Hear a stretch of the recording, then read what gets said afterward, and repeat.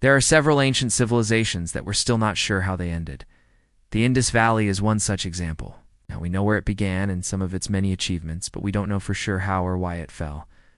The Indus Valley Civilization, also known as Harappan Civilization, after its two most important cities, Harappa, this was likely where its earliest cities, including those two already mentioned, Harappa and Mohenjo-Daro, as well as sites like Mehrgarh, which dates back to around 5000 BCE, were founded. These early settlements were small and rural, but they grew into large urban centers over time. They often contained citadels, which were heavily fortified areas that may have served as administrative and religious centers, and sewers that were used to carry away wastewater from homes and public buildings. These systems were typically constructed with baked bricks and had manhole-like structures for access. Well, unfortunately, archaeologists do not have a definitive answer, but they have put forward a number of theories. Others argue that the civilization collapsed because the river on which it depended for water and trade shifted its course, leading to the decline of its cities. Unfortunately, this theory also lacks evidence. One theory is that climate change played a role in the decline of the Indus Valley Civilization. Cities are some of the oldest in the world, and yet we still don't know how or why they were abandoned. If you like stories like this, be sure to stay tuned for more. Evidence of a gradual drying of the climate going back thousands of years has been found in the region, which could have led to the civilization's collapse. Another theory is that a series of devastating floods caused the downfall of the empire.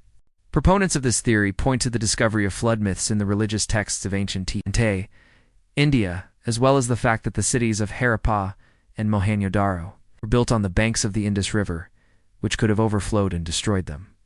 However, there is little evidence to support either of these theories. Public bathrooms were often built into the sides of streets and were separated by gender, and the toilets themselves were designed to keep things sanitary. For example, they featured squat toilets with holes in the floor that were surrounded by a moat-like structure filled with water. Waste would fall through the hole and into the water, which would trap odors and prevent the spread of disease.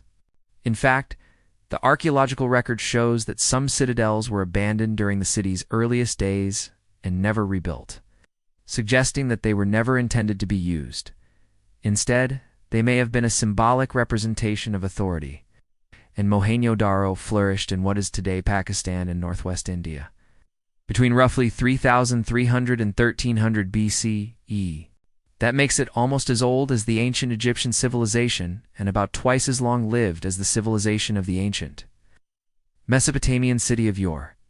Evidence of this can be found in the artifacts that have been discovered in these cities, including seals, weights and measures, and even coins. They even had a number of trading colonies along the coast of modern Oman, which is located at the mouth of the Persian Gulf. To put that into perspective, this would have been larger than any civilization since the Egyptians, and the only one larger than that would be China's later Shang dynasty. What's more, it would have been larger than all of the other contemporary civilizations in the Near East combined. And yet today, few people outside of South Asia know much about it.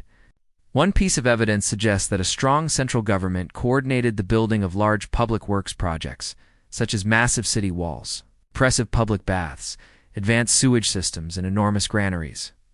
The people who lived in the Indus Valley built some of the world's first cities, including what may have been the world's first purpose-built capital city, all before the Egyptians invented the concept of a city.